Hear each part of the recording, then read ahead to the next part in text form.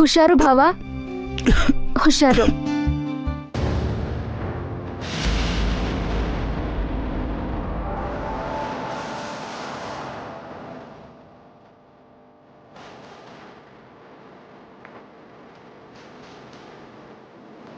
ಛೀ, ಇವ್ರ ರೊಮ್ಯಾನ್ಸ್ ನೋಡಕ್ಕಾಗ್ದೆ ಸಾಯ್ತಿದ್ದೀನಿ.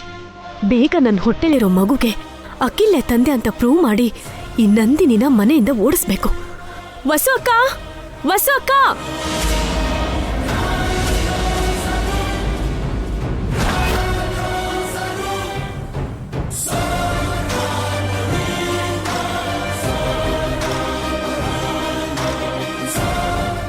ಏನ್ ಹಾರಿಕಾ, ಇವಾಗ ನೀನ್ ಹೇಗಿದ್ಯಾಕ? ಚೆನ್ನಾಗೇ ಇದ್ದೀನಿ. ನಾಳೆ ಒಂದ್ಸಲ ಹಾಸ್ಪಿಟಲ್ಗೆ ಹೋಗ್ಬರೋಣಕ್ಕ. ಬೇಕಾಗಿಲ್ಲ, ನಾನು ಚೆನ್ನಾಗೇ ಇದ್ದೀನಲ್ಲ. ನಿನ್ಗೋಸ್ಕರ ಅಲ್ಲ ಅಕ್ಕ, ನನ್ಗೋಸ್ಕರ ಹಾಸ್ಪಿಟಲ್ಗೆ ಹೋಗೋಣ. ಸ್ಕ್ಯಾನಿಂಗು ಟೆಸ್ಟು ಮಾಡ್ಸೋಣ. ನಾಳೆ ಹೋಗ್ಬೇಕಾಗಿರೋದು ಹಾಸ್ಪಿಟ್ಲಿಗಲ್ಲ, ಕೋರ್ಟಿಗೆ.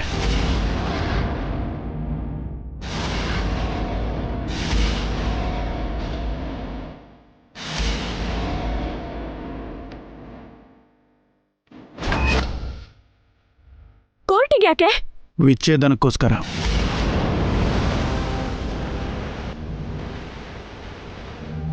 ನಾಳೆ ಡಿವೋರ್ಸ್ ಕೊಟ್ಮೇಲೆ ನೀನು ಹಾಸ್ಪಿಟ್ಲಿಗೆ ಹೋಗ್ತೀಯೋ ಇಲ್ಲ ಇನ್ನೆಲ್ಲಿಗಾದ್ರೂ ಹೋಗ್ತೀಯೋ ನಿನ್ನಿಷ್ಟ. ವಿಚ್ಛೇದನ ಯಾಕೋ? ಅವಳು ಹೊಟ್ಟೆಲ್ ಬೆಳಿತಿರೋ ಮಗುಗೆ ತಂದೆ ನೀನೇ ಅಲ್ವಾ? ಆ ಮಗು ಈ ಮನೆ ವಾರಿಸ್ತಾರನೋ ಇಲ್ಲ ಇನ್ಯಾರ ಮನೆ ವಾರಿಸ್ತಾರನೋ ನಮಗ್ ಬೇಕಾಗಿಲ್ಲ. ನಾಳೆ ಕೋರ್ಟಿಗೆ ಹೋಗ್ತಿದೀವಿ, ವಿಚ್ಛೇದನ ತಗೋತಿದೀವಿ.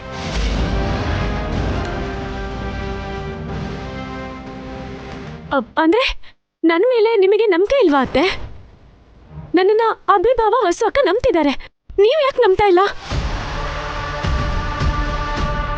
ಅವರು ಒಳ್ಳೆಯವರಾಗಿರೋದ್ರಿಂದ ನಿನ್ಗೊಂದು ಅವಕಾಶ ಕೊಡಬೇಕು ಅಂತ ಇದ್ದಾರೆ, ಆದರೆ ನಾವು ನಿನ್ನ ಬೇಡ ಅಂತ ಇದ್ದೀವಿ.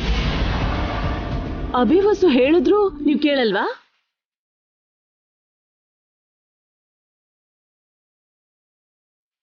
ಅವರಿಬ್ಬರೇ ಅಲ್ಲ, ಈ ಕುಟುಂಬ ಪೂರ್ತಿ ಹಾರಿಕನ್ಗೆ ಎಷ್ಟು ಅವಕಾಶ ಕೊಟ್ಟಿದೆ. ಯಾವ ಒಂದು ಅವಕಾಶ ಕೂಡ ಹಾರಿಕಾ ಉಳಿಸ್ಕೊಳ್ಳಿಲ್ಲ. ನಾನು ತಪ್ಪು ಮಾಡಿದ್ದೀನಕ್ಕ, ಇಲ್ಲ ಅಂತಿಲ್ಲ.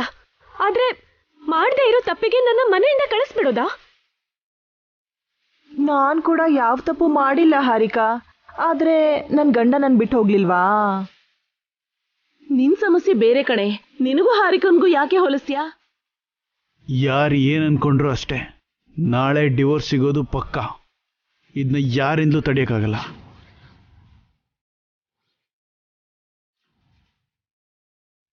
ನಂದಿನಿ, ನನ್ನ ಕರ್ಕೊಂಡು ಹೋಗು.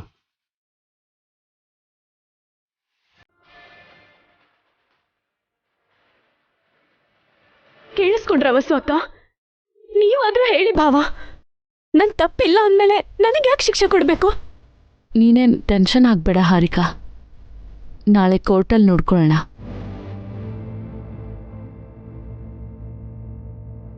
ನಿಂದು ತಪ್ಪೇ ಇಲ್ಲ ಅಂದಮೇಲೆ ನಿನಗೆ ಆ ಜಡ್ಜ್ ಕೂಡ ಶಿಕ್ಷೆ ಕೊಡೋಕ್ಕಾಗಲ್ಲ. ನೀನೇನು ವರಿ ಆಗ್ಬೇಡ ಹಾರಿಕಾ. ಅಭಿವಸು ಹೇಳಿದ್ರು ಅಂದ್ಮೇಲೆ ನಿನಗ್ ನ್ಯಾಯ ಸಿಗುತ್ತೆ ಕಣೆ. ನೀನಿನ್ನ ದೇವ್ರಿಗೂ ಹೆದರ್ಕೊಳ್ಳೋ ಅವಶ್ಯಕತೆ ಇಲ್ಲ.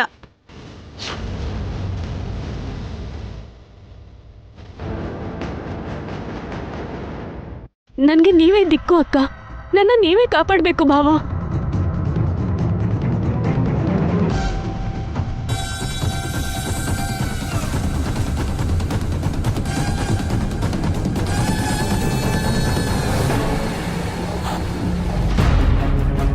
ಇನ್ನೊಂದು ಸ್ವಲ್ಪ ದಿನ ಟೈಮ್ ಸಿಗುತ್ತೆ ಅಂತ ಅನ್ಕೊಂಡಿದ್ದೆ, ಆದ್ರೆ ನಾಳೆನೇ ಕೋರ್ಟು ಅಂತಿದ್ದಾರೆ.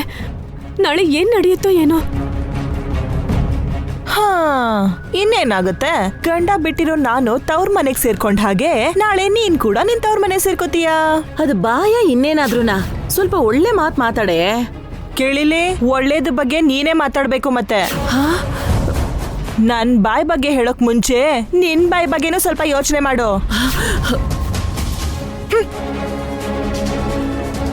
ಏನ್ ಮಾಡೋದು ಆಂಟಿ? ನಾಳೆ ನಡಿಬಾರ್ದೇನಾದ್ರೂ ನಡೆದ್ರೆ? ನಿನ್ ಹೊಟ್ಟೆಲಿರೋ ಮಗುಗೆ ತಂದೆ ಅಖಿಲೇ ಅಲ್ವೇನೆ? ನಿನ್ಗ್ಯಾಕಿನ್ ಭಯ? ಅಖಿಲ್ ಮಗು ನಿನ್ ಹೊಟ್ಟೆಲಿದೆ, ಅಭಿವಸು ನಿನ್ ಕಡೆ ಇದ್ದಾರೆ. ನಿನಗ್ ಯಾರು ಶಿಕ್ಷೆ ಕೊಡಕ್ಕಾಗಲ್ಲ. ನಿಶ್ಚಿಂತೆಯಾಗಿ ಹೋಗ್ ಮಲ್ಕೋ, ಹೋಗು.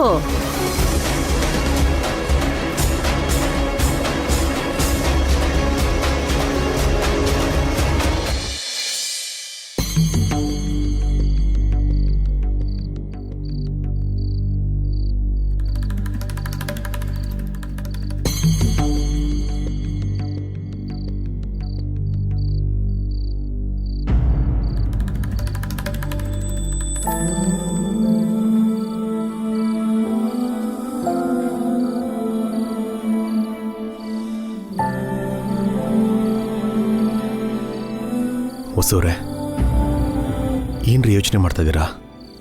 ಕೋರ್ಟ್ಗಿನ್ನು ಜಾಸ್ತಿ ಟೈಮ್ ಇಲ್ಲ ರೀ. ಅಷ್ಟ್ರೊಳಗೆ ಹಾರಿಕಾ ಹೊಟ್ಟೆಲಿರೋ ಮಗುಗೆ ತಂದೆ ಆದಿತ್ಯ ಅಲ್ಲ ಅಖಿಲ್ ಅಂತ ಪ್ರೂವ್ ಮಾಡಬೇಕು. ಇಷ್ಟು ಕಮ್ಮಿ ಟೈಮಲ್ಲಿ ನಾವೇನೂ ಮಾಡೋಕ್ಕಾಗಲ್ಲ ಹೊಸವ್ರೆ. ಅಷ್ಟು ಟೈಮ್ ನಮ್ಗೆ ಸಾಕಾಗಲ್ಲ. ಮತ್ ಹೇಗ್ರಿ? ಹಾರಿಕನ್ಗೆ ಮಾಡಿರೋ ತಪ್ಪಿಗೆ ಶಿಕ್ಷೆ ಆಗುತ್ತಲ್ವಾ? ಹಾರಿಕಾ ಈ ತಪ್ಪು ಮಾಡಿಲ್ಲ ಅಂತಂದ್ರು ಬೇರೆ ತಪ್ಪನ್ನ ತುಂಬಾನೇ ಮಾಡಿದಾಳೆ. ಅವಳು ಶಿಕ್ಷೆ ಅನುಭವಿಸದೆ ಬೇರೆ ದಾರಿ ಇಲ್ಲ. ಮಾಡಿರೋ ತಪ್ಪಿಗೆ ಶಿಕ್ಷೆ ಆದ್ರೆ ನಾನು ಬೇಜಾರು ಮಾಡ್ಕೊಳ್ಳಲ್ಲ ರೀ. ಆದ್ರೆ ಮಾಡದೇ ಇರೋ ತಪ್ಪಿಗೆ ಶಿಕ್ಷೆ ಆದ್ರೆ ಅದನ್ನ ಕಣ್ಣಾರೆ ನೋಡ್ತಾ ನಾವ್ ಯಾಕೆ ಮೌನವಾಗಿರ್ಬೇಕು?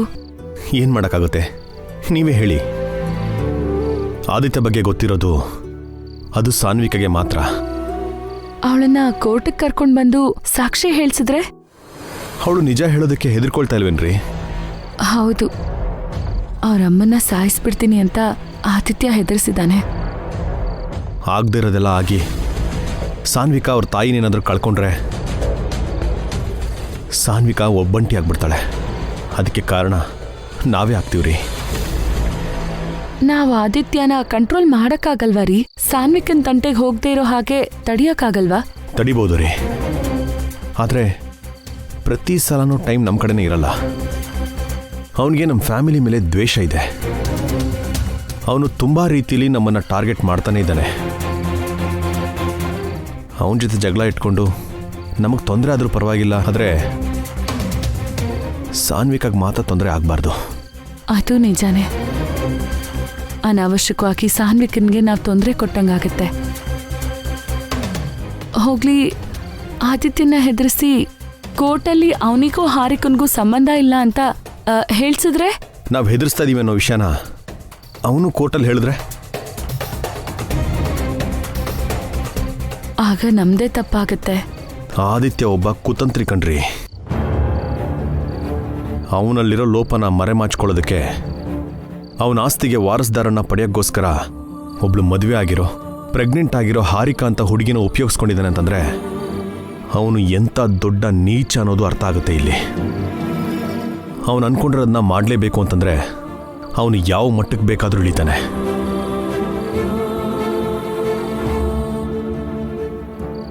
ನಾವು ಅವನ್ನ ಕರೆಯೋ ಅವಶ್ಯಕತೆ ಇಲ್ಲ. ನಾಳೆನೇ ಅವನು ಕೋರ್ಟಿಗೆ ಬಂದು ಹಾರಿಕಾ ಮಗುಗೆ ನಾನೇ ತಂದೆ ಅಂತ ಎಲ್ಲರ ಮುಂದೆ ಹೇಳಿದ್ರು ಹೇಳ್ಬೋದೇನೋ. ಅವಾಗ ನಾವೇನೂ ಮಾಡೋಕ್ಕಾಗಲ್ಲ. ಎಸ್, ಡಿ.ಎನ್.ಎ ಟೆಸ್ಟ್ ಮಾಡಿಸಿದ್ರೆ? ನನಗೆ ಆ ಯೋಚನೆ ಮೊದಲನೇ ಬಂದಿತ್ತು ರೀ.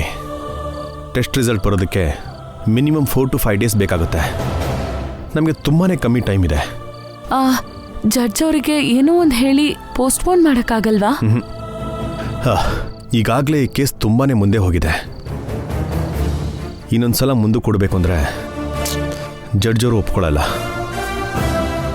ಅವ್ರು ಒಪ್ಕೊಂಡ್ರು ಕೂಡ ಅಮ್ಮ ಅಖಿಲ್ ಒಪ್ಕೊಳ್ಳೋದೇ ಇಲ್ಲ. ಮತ್ತೀಗ ಹೇಗ್ರಿ? ಏನ್ ಮಾಡ್ಬೇಕು?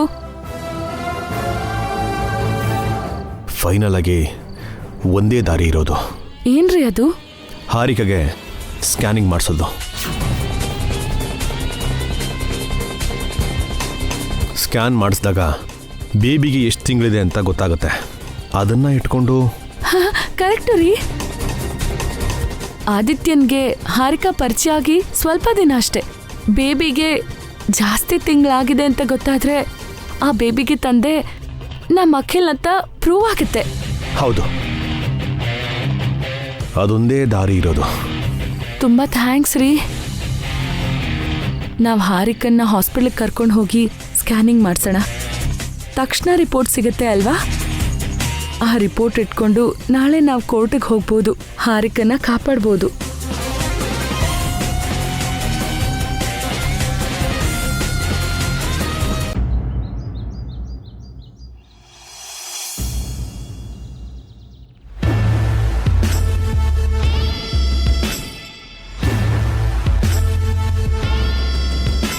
ಯಾಕೆ ಟೆನ್ಷನ್ ಅಲ್ಲಿ ಇದೆಯಾ? ಇವತ್ತು ಕೋರ್ಟಿಗೆ ಹೋಗ್ಬೇಕಲ್ವಾ ಆಂಟಿ? ಟೆನ್ಷನ್ ಇರಲ್ವಾ? ಯಾಕೆ ಟೆನ್ಷನ್ನು? ನಿನಗ್ ನ್ಯಾಯ ಕೊಡಿಸ್ತೀವಿ ಅಂತ ಅಭಿವಸ್ಸು ನಿನ್ನೆ ರಾತ್ರಿ ಮಾತು ಕೊಟ್ಟಿದಾರಲ್ಲ. ಹೇಗಾದ್ರೂ ಮಾಡಿ ವಿಚ್ಛೇದನ ತಗೋತೀವಿ ಅಂತ ಅಖಿಲ್ ಕೂಡ ಅಂದಿದ್ದಾನೆ. ಅದೇ ಭಯ ಆಗ್ತಿದೆ. ನೀನು ತಪ್ಪು ಮಾಡಿಲ್ಲ ಅಂದ್ರೆ ಅಭಿವಸ್ಸು ನಿನ್ನ ಖಂಡಿತ ಕಾಪಾಡ್ತಾರೆ. ನಡಿ, ಅಭಿವಸ್ಸು ನೋಡಿದ್ರೆ ನಿನಗ್ ಸ್ವಲ್ಪ ಧೈರ್ಯ ಬರುತ್ತೆ. ಬಾ. ವಸು ಅಕ್ಕ, ಅಭಿಭಾವ, ವಸು ಅಕ್ಕ, ಅಭಿಭಾವ. ಅಭಿ ಅಣ್ಣ ವಸು ಅಕ್ಕ ಮನೆಯಲ್ಲಿಲ್ಲ. ಎಲ್ಲಿಗೆ ಹೋದ್ರು? ಏನೋ ಗೊತ್ತಿಲ್ಲ.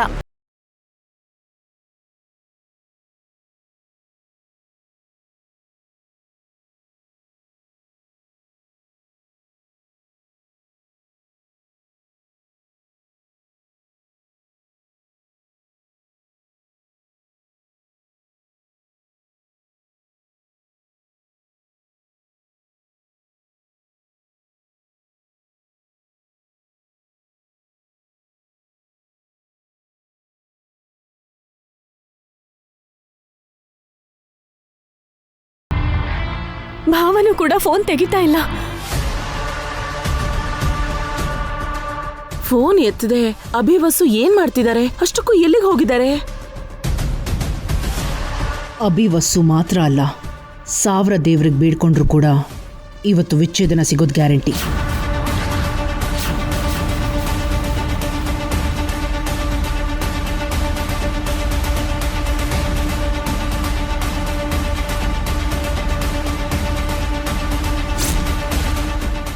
ನಿನ್ನ ಲಗೇಜ್ ಪ್ಯಾಕ್ ಮಾಡ್ಕೊ, ಹೊರಡೋದಕ್ಕೆ ರೆಡಿಯಾಗಿರೋ.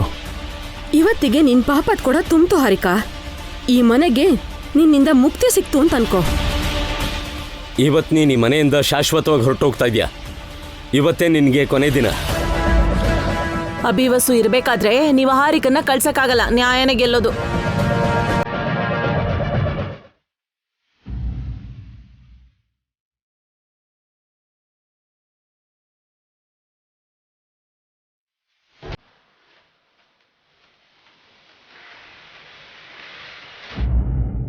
ವಸು ಅಕ್ಕ, ಭಾವ, ಎಲ್ಲಿಗೆ ಹೋಗಿದ್ರಿ? ಫೋನ್ ಮಾಡಿದ್ರು ಲಿಫ್ಟ್ ಮಾಡಿಲ್ವಲ್ಲ. ನಿನ್ಗೋಸ್ಕರನೇ ಹಾಸ್ಪಿಟ್ಲಿಗೆ ಹೋಗಿ ಬರ್ತಿದ್ದೀವಿ ಹಾರಿಕಾ. ನಿನ್ನ ಕಾಪಾಡೋಕ್ಕೋಸ್ಕರನೇ ಹೋಗಿ ಬಂದ್ವಿ. ಇನ್ನು ನಿನಗೆ ಯಾವ ಭಯನೂ ಇಲ್ಲ.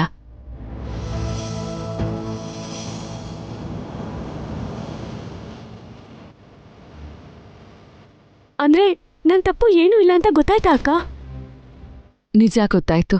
ನಿನಗೆ ಯಾವ ಥರ ನ್ಯಾಯ ಒದಗಿಸ್ಬೇಕೋ ಅಂಥ ನ್ಯಾಯ ಕೊಡಿಸ್ತೀನಿ.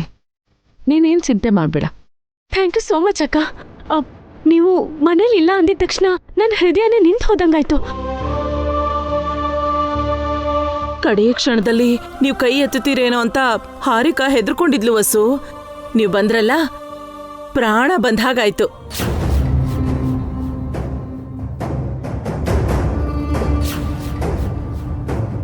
ನನ್ನ ಕಡೆ ಯಾರು ಇರ್ಲಿ ಇಲ್ದೇ ಇರ್ಲಿ, ಭಾವ ನೀನು ಇದ್ರೆ ಸಾಕಕ್ಕ.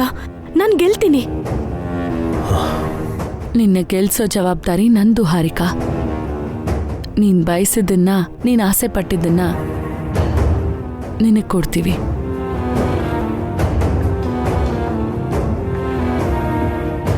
ಈ ಮಾತು ಸಾಕಕ್ಕ. ನಾನಿನ್ನೇನೂ ಆಸೆ ಪಡಲ್ಲ. ಇವಾಗ ನನಗೆ ಬೆಟ್ಟದಷ್ಟು ಧೈರ್ಯ ಬಂತು. ಆರಾಮಾಗಿ ಕೋರ್ಟಿಗೆ ಬರ್ತೀನಿ. ಕೋರ್ಟ್ಗೆ ಹೋಗೋಣ ಅಖಿಲ್. ಆಯ್ತು ಅಣ್ಣ. ಇವತ್ತು ನಿನಗೆ ನ್ಯಾಯ ಸಿಕ್ಕುತ್ತೆ. ನಿನ್ನ ಮನಸ್ಸಲ್ಲಿ ಅನುಭವಿಸ್ತಿರೋ ನೋವಿಗೆ ಮುಕ್ತಿ ಸಿಗುತ್ತೆ. ನೀನು ಖುಷಿಯಾಗಿ ನೆಮ್ಮದಿಯಾಗಿರ್ಬೋದು.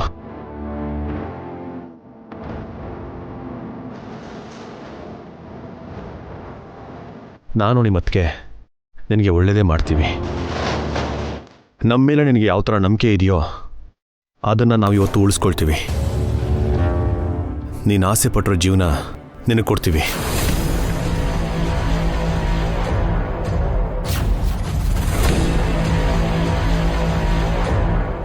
ಏನೇ ಅಭಿ ಏನೋ ವಿಚಿತ್ರವಾಗಿ ಮಾತಾಡ್ತಿದ್ದಾನೆ. ಅಖಿಲಗ್ ನ್ಯಾಯ ಒದಗಿಸ್ತೀನಿ ಅಂತಿದ್ದಾನೆ. ಅಭಿಭಾವ ಕರೆಕ್ಟಾಗೆ ಹೇಳ್ತಾರಲ್ವಾ ಆಂಟಿ? ಅಖಿಲ್ಗೆ ನ್ಯಾಯ ಕೊಡ್ಸೋದು ಅಂದ್ರೆ ನಿನಗೆ ಅನ್ಯಾಯ ಮಾಡ್ದಂಗಲ್ವೇನೆ? ಅಲ್ಲ, ವಸ್ಸು ಅಕ್ಕ ನನಗ್ ನ್ಯಾಯ ಕೊಡಿಸ್ತೀನಿ ಅಂದ್ರು. ಅಂದ್ರೆ ನನ್ನ ಮಗುಗೆ ತಂದೆ ಅಖಿಲ್ ಅಂತ ಪ್ರೂವ್ ಮಾಡ್ತಾರೆ. ಆ ಥರದಲ್ಲಿ ಅಖಿಲ್ಗೆ ನ್ಯಾಯ ಸಿಗ್ದಂಗೆ ಅಲ್ವಾ? ನನ್ಗೇನೋ ವಿಚಿತ್ರವಾಗಿದ್ಯೇ. ಅಮ್ಮ, ಅಣ್ಣ, ಅದಕ್ಕೆ ಇಷ್ಟು ದಿನ ನಾವು ಒಂದು ಅಪಾರ್ಥ ಮಾಡ್ಕೊಂಡಿದ್ವಿ. ಒಳ್ಳೇದು ಕೆಟ್ಟದ್ರ ನಡುವೆ ಉಯ್ಯಾಲೆ ಆಡ್ತಾ ಇದ್ವಿ. ಇವತ್ತು ಆ ಅಪಾರ್ಥ ಎಲ್ಲ ದೂರ ಆಗಿ ಎಲ್ಲರೂ ಸಂತೋಷವಾಗಿರ್ತೀವಿ. ಹೌದು ಅತ್ತೆ, ಅವ್ರ ಆಸೆ ಪಡೋ ಜೀವನನೇ ಅವ್ರಿಗೆ ಸಿಗುತ್ತೆ.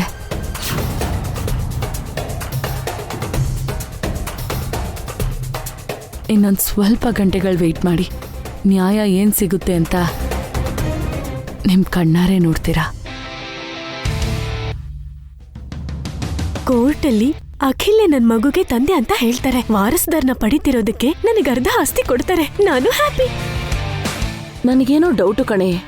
ಅಭಿವಸು ನಿನ್ ಕತೆ ಮುಗಿಸೋ ಕೆಲಸ ಏನೋ ಮಾಡ್ಕೊಂಡು ಬಂದಿದ್ದಾರೆ ಅಂತ ನನಗೆ ಅನುಮಾನ ಆಗ್ತಿದ್ಯೆ. ನಿನಗೆಲ್ಲ ಡೌಟ್ ಆಂಟಿ. ನನಗೆ ಆಸ್ತಿ ಸಿಕ್ಕಿದ್ಮೇಲೆ ನಿನ್ ಶೇರ್ ನಿನಗೆ ಕೊಟ್ಬಿಡ್ತೀನಿ.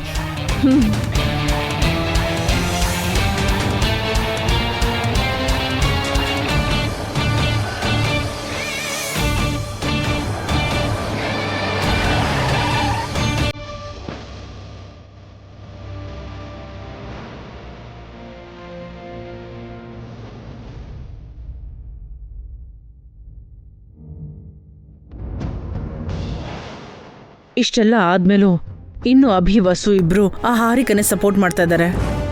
ಇಷ್ಟು ದಿನ ಒಗ್ಗಟ್ಟಾಗಿ ಇದ್ದಿದ್ದ ಕುಟುಂಬ ಇವತ್ತು ಹಾರಿಕಾಯಿಂದ 2 ಭಾಗ ಆಗಿದೆ. ಬೇಜಾರು ಮಾಡ್ಕೊಬಿಡಮ್ಮ, ದೇವ್ರಿದ್ದಾನೆ. ಒಳಗೋಗೋಣ ಬನ್ನಿ.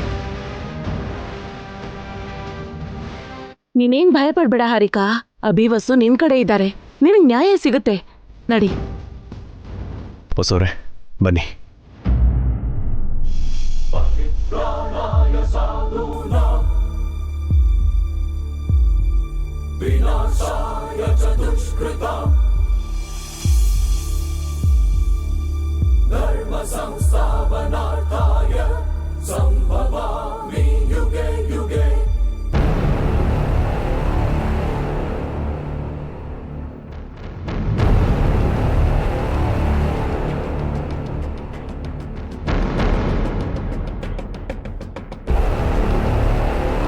Yes, proceed.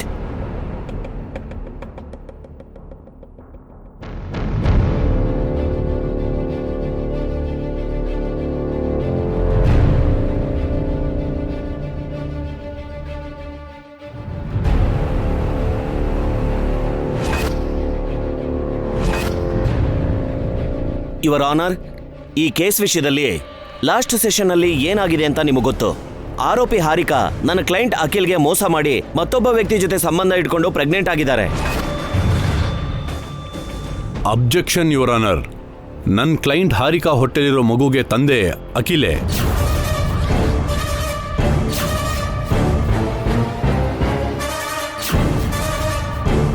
ಅದನ್ನು ನೀವು ಸಾಬೀತುಪಡಿಸಬಹುದಾ? Yes your honour. ನನ್ನ ಕ್ಲೈಂಟ್ ಹಾರಿಕಾ ಪರವಾಗಿ ಶ್ರೀಮತಿ ವಸುಂಧರಾ ದೇವಿ ಅವರು ಕೋರ್ಟ್ಗೆ ತಕ್ಕ ಸಾಕ್ಷ್ಯಾಧಾರಗಳನ್ನು ಒದಗಿಸುತ್ತಾರೆ.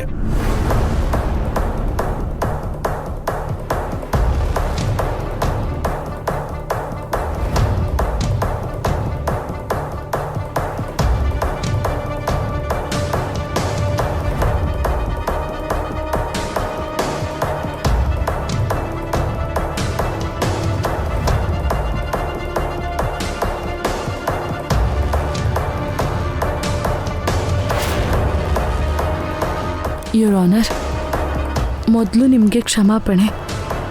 ಲಾಸ್ಟ್ ಟೈಮ್ ಬಂದಾಗ ನೀವು ತೀರ್ಪಿಗೆ ನಾನು ಅಡ್ಡಪಡಿಸ್ದೆ. ಇಟ್ಸ್ ಓಕೆ ಮಿಸಸ್ ವಸುಂಧರಾ ದೇವಿ ಅವರೇ. ತಡ ಆದರೂ ನ್ಯಾಯ ಸಿಗಬೇಕು ಅಂತ ಈ ನ್ಯಾಯಾಲಯ ಇಚ್ಛಿಸುತ್ತೆ. ನಿಮ್ಮ ಹತ್ರ ಇರೋ ಸಾಕ್ಷ್ಯಾಧಾರಗಳ ಬಗ್ಗೆ ವಿವರಣೆ ಕೊಡಿ. S your honour.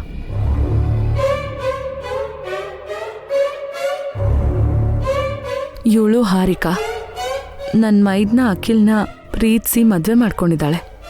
ಉನ್ನತ ಶಿಕ್ಷಣ ಪಡ್ಕೊಂಡಿದ್ದಾಳೆ. ಕೆಲವೊಂದು ವಿಷಯದಲ್ಲಿ ಮೊಂಡು ಹಠ ಮಾಡಿದ್ರು ಚಿಕ್ಕೋಳು ಗೊತ್ತಿಲ್ಲದೆ ಆಡ್ತಿದ್ದಾಳೆ ಅಂತ ತುಂಬ ಸಲ ಹೊಂದ್ಕೊಂಡು ಹೋದ್ವಿ. ಇವಳು ಕೆಲವೊಂದು ತಪ್ಪು ಮಾಡಿದ್ರು ಕ್ಷಮಿಸಕ್ಕಾಗದೇ ಇರೋ ತಪ್ಪು ಮಾಡಲ್ಲ ಅನ್ನೋದು ನಮ್ಮ ನಂಬಿಕೆ.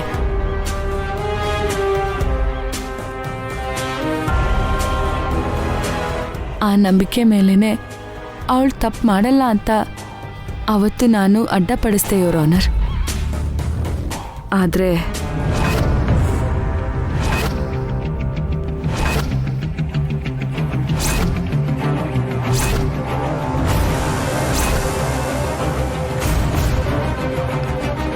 ನಮ್ಮ ನಂಬಿಕೆ ಮಣ್ಪಾಲಾಯ್ತು.